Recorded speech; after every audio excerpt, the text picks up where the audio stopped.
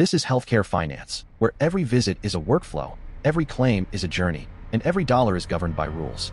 Today, we're unpacking it all. It's 2 a.m. You're in pain. You go to the only place that has to take you, the emergency room. You get treated, you're okay. And then a bill arrives that you didn't expect. But buried inside that bill, past the facility fee, past the physician fee, past the lab charges, there's one line item that shouldn't exist. A charge for the time of day you walked in. This is the story of how American hospitals built a billing system so layered, so opaque, that showing up sick at 2 a.m. can cost you more than showing up at 2 p.m. for the exact same care. To understand why, you need to go back to the year 2000. That's when Medicare set the billing standards for hospital-employed doctors. And private insurers, as they often do, followed along.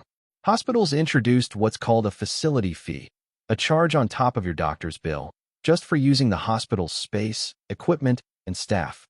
Originally, it was meant to cover 24/7 capacity, the cost of always being ready. That argument made some sense in 2000. But over the next 2 decades, facility fees exploded far beyond their original purpose, spreading into urgent care, doctors' offices, and outpatient clinics that hospitals acquired. The fee followed the hospital's name, not the care. Here's what that growth looks like in numbers. According to the KFF Health System Tracker, average emergency department facility fees rose 531% between 2004 and 2021, from $113 to $713 in 17 years. For the most complex visits, the ones where you're really sick, the average facility fee hit $930. And the top quarter of those bills, over $1,350, just for the facility, before a single test, drug, or procedure. Today, facility fees represent roughly half of your total ER evaluation charge. Half. The doctor sees you for 20 minutes. The facility fee matches what you paid the doctor, sometimes exceeds it. And facility fees are growing twice as fast as professional fees. From 2004 to 2021, professional fees grew 132%. Facility fees grew 531%. If you feel like your hospital bills have gotten worse, you're not imagining it. Now here's where it gets specific. On top of the regular facility fee, hospitals can apply a second charge, just for the hour you arrived. It's called CPT code 99053, and it applies to any ER visit between 10 p.m. and 8 a.m. The American College of Emergency Physicians supports billing this code, saying it covers nighttime practitioner availability costs. The extra charge ranges from $38 to $200 per visit. Small number on its own, until you do the math. Nearly 60% of all ER visits in America happen outside of regular business hours. That's over 130 million visits per year hitting that after-hours window. Even at $38 a visit, that's billions of dollars in potential surcharges annually.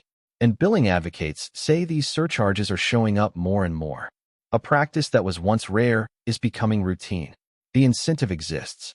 The code exists. And now, hospitals are using it. So what happens when a patient gets this charge?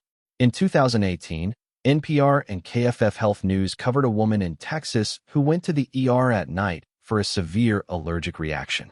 She recovered, then got a bill with an after-hours surcharge added on top. Her insurer? Aetna. Aetna's policy is explicit.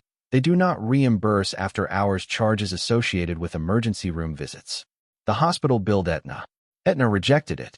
The hospital then turned to the patient. This is how the math works for uninsured or high-deductible patients. The hospital applies the contracted rate, but the after-hours code is bundled on top. And since most insurers don't cover it, that line item lands entirely on you. Medicare, for what it's worth, takes a harder line. Under Medicare rules, CPT 99053 is bundled into the base payment. Medicare won't pay extra for it. But Medicare patients are a protected class. Private insurance patients? Different story. The core absurdity here is this. The ER is open 24 hours a day, 7 days a week, 365 days a year. The cost of that overnight staffing is already factored into the base facility fee. Charging extra for 2 a.m. is charging twice for the same infrastructure. Patient advocates put it plainly. The extra charge should already be built into the overall rate. A 24-hour hospital is always a 24-hour hospital. The night shift isn't a surprise. Let's look at the transparency picture. Since January 2021, federal law requires hospitals to publicly post their prices, including negotiated rates. It was supposed to let patients compare costs, but compliance has been a problem. A 2023 report by Patient Rights Advocate found that only 36% of U.S. hospitals fully complied with the price transparency rule. That means almost 2/3 of hospitals still aren't showing you what they'll actually charge before you walk in. Some states are pushing harder. Colorado, Florida, Georgia, and Oklahoma have passed their own enforcement laws on top of the federal requirement. In those states, non-compliant hospitals face steeper penalties. But most states have no extra enforcement at all. Here's what the data shows when hospitals do disclose. At a single hospital, the same ER service can vary by insurer anywhere from 118% to 358% of Medicare rates, meaning your bill is largely determined by a contract you've never seen and couldn't negotiate. And the after-hours surcharge exists on top of all of that. It's not a replacement for the facility fee. It's an addition, a second layer of billing for a single visit.